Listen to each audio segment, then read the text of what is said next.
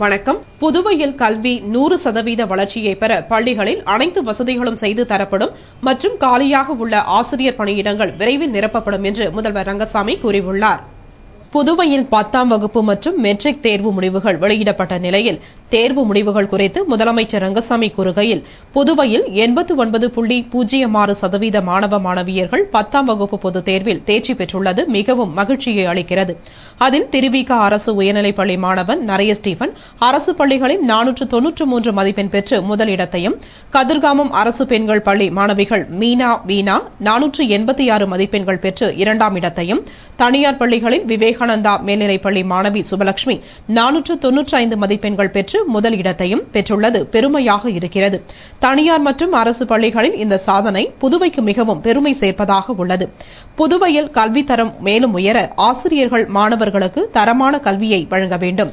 புதுவை கல்வியில் 100% வளர்ச்சியை பெற பள்ளிகள் அனைத்திலும் தேவைப்படும் வசதிகள் செய்து தரப்படும். மேலும் காலியாக உள்ள ஆசிரியர் பணியிடங்கள் விரைவில் நிரப்பப்படும். மேலும் கல்வியின் வளர்ச்சிக்கு தேவையான அனைத்து நடவடிக்கைகளும் எடுக்கப்படும். இதற்கு ஆசிரியர்கள், பெற்றோர்கள் மற்றும் மாணவர்கள் அனைவரும் ஒத்துழைக்க வேண்டும் என்று இந்நேரத்தில் கேட்டுக் கொள்கிறேன் என்று கூறினார். புதுவை செய்தி மற்றும் விளம்பரத்துறை சார்பில் முன்னாள் பாரத பிரதமர் நேருவின் நினைவு தினம் அனுசரிக்கப்பட்டது. அதில் முதலமைச்சர் ரங்கசாமி கலந்து கொண்டு மாலை அணிவித்து அஞ்சலி செலுத்தினார். புதுவை செய்தி மற்றும் விளம்பரத்துறை சார்பில் முன்னாள் பாரத பிரதமர் பண்டித ஜவஹர்லால் நேருவின் நினைவு தினம் அனுசரிக்கப்பட்டது. நிகழ்ச்சியில் முதல்வர் ரங்கசாமி நேருவின் திருவுருவ சிலைக்கு மாலை அணிவித்து மலர்தூவி அஞ்சலி செலுத்தினார். அவரைத் தொடர்ந்து சட்டமன்ற உறுப்பினர்கள் அங்காளன், தியாகராஜன், நேரு, வைத்தியநாதன், பன்னீர்செல்வம் உள்ளிட்ட என்ஆர் காங்கிரஸ் பிரமுகர்கள் பலர் நிர்வாகிகள் கலந்து கொண்டு மாலை அணிவித்து மரியாதை செய்து மலர்தூவி அஞ்சலி செலுத்தினர். அதேபோன்று காங்கிரஸ் சார்பில் புதுவை மாநில காங்கிரஸ் தலைவர் ஏ.வி. சுப்பிரமணியன், முன்னாள் முதலமைச்சர் வைத்தியலிங்கம், முன்னாள் அமைச்சர் கந்தசாமி, சட்டமன்ற உறுப்பினர் லட்சுமி நாராயணன் உள்ளிட்ட காங்கிரஸ் பிரமுகர்கள், நிர்வாகிகள் பலர் கலந்து கொண்டு நேருவின் சிலைக்கு மாலை அணிவித்து மரியாதை செய்து மலர்தூவி அஞ்சலி செலுத்தினர். இதனைத் தொடர்ந்து காங்கிரஸ் கட்சி அலுவலகத்தில் மறைந்த பாரத பிரதமர் நேருவின் நினைவு தினம் அனுசரிக்கப்பட்டது. நிகழ்ச்சியில் புதுவை மாநில காங்கிரஸ் தலைவர் ஏ.வி. சுப்பிரமணியன் தலைமையில் முன்னாள் அமைச்சர் கந்தசாமி, சட்டமன்ற உறுப்பினர் லட்சுமி நாராயணன் உள்ளிட்ட காங்கிரஸ் பிரமுகர்கள், நிர்வாகிகள், மகளிர் அணியினர், இளைஞர் அணியினர் பலர் கலந்து கொண்டு நேருவின் திருவுருவ படத்திற்கு மாலை அணிவித்து மலர்தூவி அஞ்சலி செலுத்தினர். 10ஆம் மற்றும் 12ஆம் வகுப்பு பொதுத் தேர்வில் இந்த ஆண்டு வெற்றி பெற்ற நெல்லித்தோப்பு மற்றும் உழவர்கரை தொகுதிகளைச் சேர்ந்த மாணவ மாணவிகளுக்கு பரிசுகள் வழங்கப்படும் என்று புதுவை நகரமன்ற துணைத் தலைவர் திரு ஜான்குமார் கூறியுள்ளார். இது தொடர்பாக அவர் கூறுகையில், புதுவையில் நடந்து முடிந்த 10ஆம் மற்றும் 12ஆம் வகுப்பு பொதுத் தேர்வில் வெற்றி பெற்ற நெல்லித்தோப்பு மற்றும் உழவர்கரை ஆகிய தொகுதிகளைச் சேர்ந்த மாணவ மாணவிகளுக்கு பரிசுகளை வழங்கி கௌரவிக்க முடிவு செய்துள்ளேன். கடந்த ஆண்டு நெல்லித்தோப்பு தொகுதி மாணவ மாணவிகளுக்கு பரிசுகளை வழங்கி பாராட்டு விழா நடத்தினேன். இந்த ஆண்டும் நடத்தவுள்ள நிலையில் நெல்லித்தோப்பு தொகுதியைச் சேர்ந்த 10 மற்றும் 12ஆம் வகுப்பு மாணவ மாணவிகள் தேர்வில் வெற்றி பெற்றிருந்தால் உங்களது பெற்றோரது வாக்காளர் அடையாள அட்டை, குடும்ப அட்டை மற்றும் மாணவ மாணவிகளின் மதிப்பெண் சான்றிதழ் ஆகிய ஜெராக்ஸ் காப்பியினை எண் 28 சவரி படையாச்சி வீதி, நெல்லித்தோப்பு என்ற எனது வீட்டு விலாசத்தில் வழங்கிடவும். மேலும் தொடர்பு கொள்ள உங்கள் தொலைபேசி அல்லது செல் நம்பரை குறித்துக் கொடுக்கவும். இதேபோல உழவர்கரை தொகுதியைச் சேர்ந்த மாணவ மாணவிகள் இந்த ஆண்டு நடைபெற்ற 10 மற்றும் 12ஆம் வகுப்பு பொதுத் தேர்வில் வெற்றி பெற்றிருந்தால் உங்கள் பெற்றோர் வாக்காளர் அடையாள அட்டை, குடும்ப அட்டை மற்றும் உங்கள் மதிப்பெண் சான்றிதழ் ஆகிய ஜெராக்ஸ் காப்பியினை வில்லியனூர் பிரதான சாலையில் உள்ள ரீனா மஹாலில் ஒப்படைக்கவும் என்று கூறிய அவர், மாணவ மாணவிகள் கல்வியில் சிறந்து விளங்கிட வேண்டும் என்பதை கருத்தில் கொண்டும் அவர்களை ஊக்குவிக்கும் விதமாகவும் இந்த திட்டம் செயல்படுத்தப்பட்டு வருகிறது என்று கூறினார். மேலும் அவர் கூறுகையில், கடந்த ஆண்டு மாணவ மாணவிகளை ஊக்குவித்து பரிசளிப்பு மற்றும் பாராட்டு விழா நடத்தினேன். அதன் விளைவாக நெல்லித்தோப்பு தொகுதியைச் சேர்ந்த திருவிக அரசு உயர்நிலைப்பள்ளி மாணவன் நரைய ஸ்டீபன் 493 மதிப்பெண் பெற்று மாநிலத்தில் 2ஆம் இடம் பெற்றுள்ளது மிகுந்த மகிழ்ச்சியை அளிக்கிறது. மதிப்பெண் அடிப்படையில் பரிசுகள் வழங்கப்படுவதால் மாணவன் நரைய ஸ்டீபன் 493 மதிப்பெண் பெற்று சாதனை படைத்துள்ளான் என்று கூறினார். புதுவை 10ஆம் வகுப்பு பொதுத் தேர்வில் மாநிலத்தில் முதல் இடத்தை பிடித்த விவேகானந்தா பள்ளி மாணவி சுபலட்சுமி தான் கலெக்டராக வேண்டும் என்பதுதான் எனது லட்சியம் என்று கூறியுள்ளார்.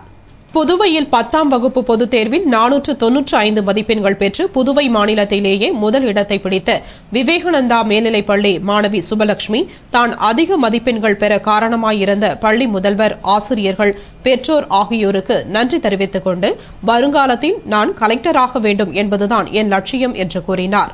அதேபோன்று 493 மதிப்பெண்கள் பெற்று மாநிலத்தில் 2ஆம் இடத்தை பிடித்த திருவிக அரசு உயர்நிலைப்பள்ளி மாணவன் நரைய ஸ்டீபன் கூறுகையில், எனக்கு சந்தேகம் வந்த பொழுது அதனை விளக்கி ஒத்துழைப்பு தந்து என்னை அதிக மதிப்பெண்கள் பெற உதவிய ஆசிரியர்களுக்கு என்னுடைய நன்றியை தெரிவித்துக் கொள்கிறேன் என்றும் எதிர்காலத்தில் IAS படிக்க விரும்புகிறேன் என்று கூறினான். அதேபோன்று 492 மதிப்பெண்கள் பெற்று மாநில அளவில் 3ஆம் இடத்தை பிடித்த விவேகானந்தா பள்ளி மாணவி சுகந்தி தனது வெற்றிக்கு காரணமான அனைவருக்கும் நன்றி கூறிவிட்டு வருங்காலத்தில் பொறியியல் வல்லுநராக வேண்டும் என்று கூறினார். மெட்ரிகுலேஷன் பொதுத் தேர்வில் 488 மதிப்பெண்கள் பெற்று மாநில அளவில் 2ஆம் இடத்தை பிடித்த க்ளூனி பள்ளி மாணவி நிவேதிதா வருங்காலத்தில் மருத்துவத் துறையில் சாதனை புரிய வேண்டும், தன்னுடைய வெற்றிக்கு காரணமான அனைவருக்கும் நன்றி தெரிவித்தார். அதேபோன்று மெட்ரிகுலேஷன் பொதுத் தேர்வில் 485 மதிப்பெண்கள் பெற்று மாநில அளவில் 3ஆம் இடத்தை பிடித்த க்ளூனி பள்ளி மாணவி அபிநயா தனது சாதனைக்கு காரணமானவர்களுக்கு நன்றி தெரிவித்துக் கொண்டு ஏரோநாட்டிக்கல் இன்ஜினியரிங் படிக்க விரும்புவதாக கூறினார். புதுவை கதிர்காமம் அரசு பெண்கள் மேல்நிலைப் பள்ளியில் 87.5% தேர்ச்சியும் 486 மதிப்பெண்கள் பெற்று மாநில அளவில் 2ஆம் இடத்தையும் பெற்று மாணவிகள் சாதனை புரிந்துள்ளனர். புதுவை கதிர்காமம் அரசு பெண்கள் மேல்நிலைப் பள்ளியில் 240 மாணவியர் தேர்வு எழுதி அதில் 210 மாணவியர் தேர்ச்சி பெற்றுள்ளனர்.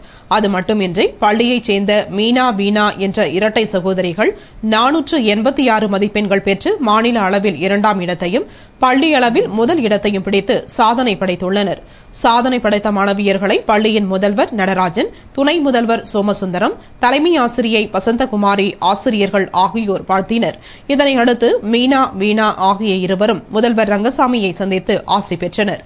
அதில் மீனா தான் வருங்காலத்தில் டாக்டர் ஆக வேண்டும் என்றும் வீணா பொறியியல் வல்லுநராக வேண்டும் என்றும் இரட்டை சகோதரிகளாகிய நாங்கள் இருவரும் ஒரே மதிப்பெண் பெற்றிருப்பது மகிழ்ச்சி அளிக்கிறது என்று கூறினர். மாணவிகள் இருவரையும் முதல்வர் ரங்கசாமி பாராட்டி வாழ்த்து தெரிவித்தார். உப்பளம் பகுதியில் தாயின் பிணத்தை ஐஸ் கட்டியின் மீது வைத்து உமியை கொட்டி மூடிவிட்டு மகன் தலைமறைவான சம்பவம் பெரும் பரபரப்பை ஏற்படுத்தியுள்ளது. புதுவை உப்பளம் நேதாஜி நகரைச் சேர்ந்த லட்சுமி தனது இளைய மகன் பிரபாகரனுடன் வசித்து வந்தார். இந்நிலையில் நேற்று பிரபாகரன் மீனவர்கள் பயன்படுத்தும் 3 மெகா அளவு கொண்ட ஐஸ் பார்களை வீட்டிற்கு வாங்கி வந்து வைத்துவிட்டு சிறிது நேரத்தில் அவசரமாக வெளியே சென்றார். இதனால் சந்தேகமடைந்த அக்கம் பக்கத்தினர் பிரபாகரன் வீட்டு ஜன்னல் வழியாக எட்டி பார்த்தனர். அப்பொழுது வரிசையாக அடுக்கப்பட்ட ஐஸ் பார்களின் மீது லட்சுமியின் பிணத்தை கிடத்தி உடல் மீது உமியை கொட்டி அரைக்குறையாக மூடப்பட்டிருந்தது தெரியவந்தது. இத்தகவலை உடனடியாக ஒதியஞ்சாலை காவல் நிலையத்திற்கு தெரிவித்தனர். தகவல் அறிந்து இன்ஸ்பெக்டர்கள் நாகராஜ், ஜஃபருல்லா ஆகியோர் விரைந்து வந்து பிணத்தை கைப்பற்றி பிரேத பரிசோதனைக்கு அனுப்பி வைத்தனர். மேலும் லட்சுமி எப்படி இறந்தார், எதற்காக பிணத்தை மறைக்க பிரபாகரன் முயன்றார் என போலீசார் விசாரணை நடத்தி வருகின்றனர். விசாரணையில் பிரபாகரன் ஒரு ஏசி மெக்கானிக் என்பதும் அவன் சற்று புத்தி சுவாதீனம் இல்லாதவன் என்பதும் தெரியவந்துள்ளது. புதுவை தாவரவியல் பூங்காவில் உள்ள இலவம் மரத்திலிருந்து பஞ்சு பறந்து பொதுமக்களுக்கு இடையூறு விளைவித்ததால் பஞ்சு பறக்காமல் இருக்க உடனடி நடவடிக்கையாக தண்ணீர் பீச்சியடித்தனர். புதுவை தாவரவியல் பூங்காவில் உள்ள இலவம் பஞ்சு மரத்திலிருந்து பஞ்சு பறந்து அங்கு வரும் சுற்றுலா பயணிகள், பொதுமக்கள், சிறுவர்கள் முகத்தில் படிந்து சிரமத்தை அளித்தது. மேலும் நோய் பரவும் அபாயத்தை ஏற்படுத்தியது. இதனால் பாதிக்கப்பட்ட பொதுமக்கள் பஞ்சுகள் பறக்காமல் இருக்க இலவம் காய்களை அகற்றி உரிய நடவடிக்கை எடுக்க வேண்டும் என கோரிக்கை விடுத்தனர். மக்கள் கோரிக்கையின்படி காய்களை அகற்ற வேண்டும் என அதிகாரிகள் நினைத்தாலும் அந்த இலவம் மரத்தில் ஏராளமான தேன்கூடுகள் இருப்பதால் காய்கள் அகற்றும் பொழுது தேனீக்கள் பறந்து அதனால் பொதுமக்கள் பாதிக்கப்படுவர் என்ற ஐயத்தினாலும் தற்காலிக நடவடிக்கையாக அங்குள்ள இலவம் மரத்தின் மீதும் பஞ்சுகள் படிந்துள்ள இடத்தின் மீது தண்ணீர் பீச்சியடித்து பஞ்சு பறக்காமல் இருக்க உடனடி நடவடிக்கை எடுத்துள்ளனர். இத்துடன் செய்திகள் நிறைவடைந்தன. வணக்கம்.